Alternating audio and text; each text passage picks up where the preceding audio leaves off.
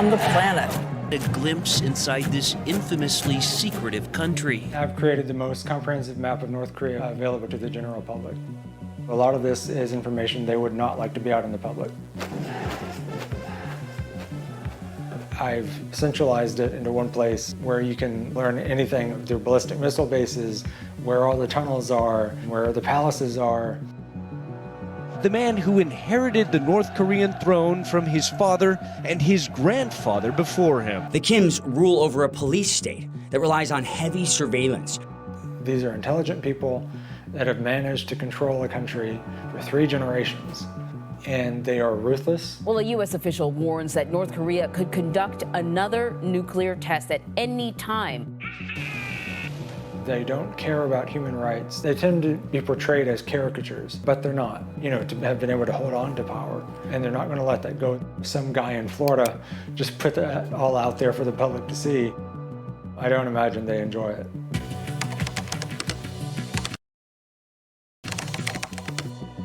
My name is Jacob Bogle, and I'm a North Korea analyst. I estimate that I've spent over 7,000 hours mapping and writing about my finds. I've always had an interest for maps, for geography, and so when Google Earth came out, I started playing around on there, and I found that a number of other people had been marking places, especially military places in North Korea, but there were a lot of holes in the data. And so I thought I would take a summer to fill in the missing pieces and have a complete map of the country.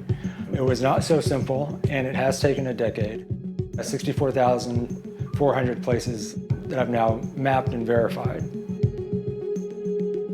I have a personal library with about 30,000 pages worth of material on every topic imaginable related to North Korea.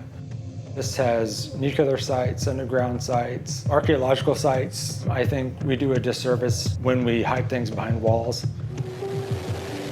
Military tensions on the Korean Peninsula have recently been boiling. Successfully testing its first intercontinental ballistic missile, capable of hitting the U.S. This is exactly the kind of missile the U.S. knew the North Koreans were working on, but we never expected it to be launched this soon. North Korea's nuclear program goes back pretty much to the beginning of the country. U.S. intelligence sources indicated the North was trying to produce highly enriched uranium. It is a required ingredient in the most powerful, compact nuclear weapons. In the town of Pyeongsan, they have one of these uranium milling plants. And what they do is there's a coal mine. Coal actually has uranium in it, and so they take the coal as the uranium ore and process it. In that process, they produce a lot of waste material, the leftover burnt coal, a lot of toxic chemicals. So this is the Pyeongsan uranium mill, this is the factory, and this is where all the sludge and stuff gets dumped. Material is brought in through this pipeline, through this pipe that runs across the river. You see this splotch right here, this dark color area. This is March 2019. We have it, and then we can see it spilling into the river itself right here.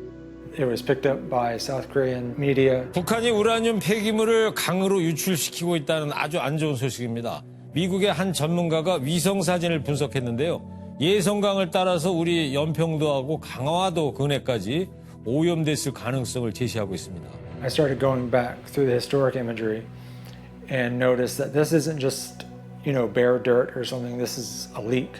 And it's leaking directly into a river that provides water for agriculture and drinking water for thousands of people in North Korea, and then that flows into South Korean waters and eventually out into the Yellow Sea. In North Korea, the individual is not important. The group is important. So you can have terrible working conditions, you can have toxic material flowing into drinking water, and they don't really care. North Korea's conventional military forces, the tanks, troops, and artillery, are falling increasingly behind the capabilities of South Korea and the U.S. The North Soviet hardware is aging. Spare parts are becoming more difficult to secure. They couldn't survive, they wouldn't win against a direct aerial combat. And so they've been taking small steps, but steps nonetheless, to increase survivability. So this is Koksan Air Base. At the end of the runway, you have this nice little square right there. And in this case, it's just compacted sand.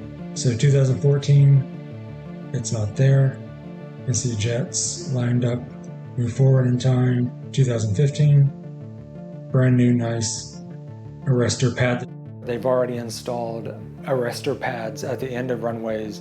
These are engineered materials that give way whenever an aircraft hits it to slow the aircraft down, stop it, but to not damage the aircraft any further. So, you know, small things, but potentially important things in a conflict.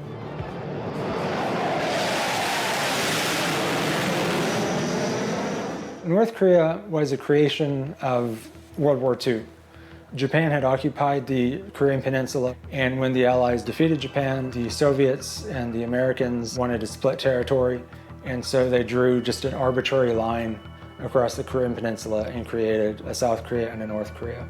A few years later, you had the Korean War, which is when North Korea tried to take over South Korea, and with their almost defeat, it became very important for them to classify just about everything. Even demographics are state secrets, so we don't have an accurate figure of the population of North Korea.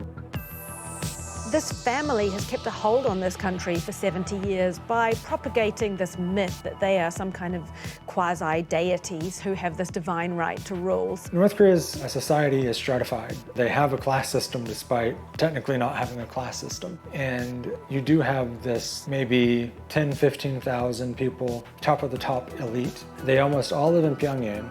Some of them live in mansions, others live in luxury apartments.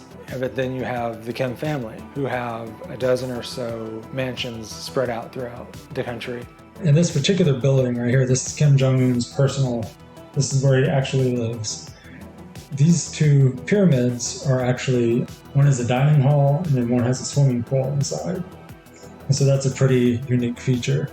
One thing that you can tell using satellite imagery about what's going on with the elite is when something gets built or when something gets demolished. Dictator Kim Jong-un has executed 70 officials since coming to power in late 2011. This is what Kim Jong-un is showing the people within North Korea. This is what he is telling to the elite. These are the mansions that were demolished. Early 2011, they're still there, and then they're gone.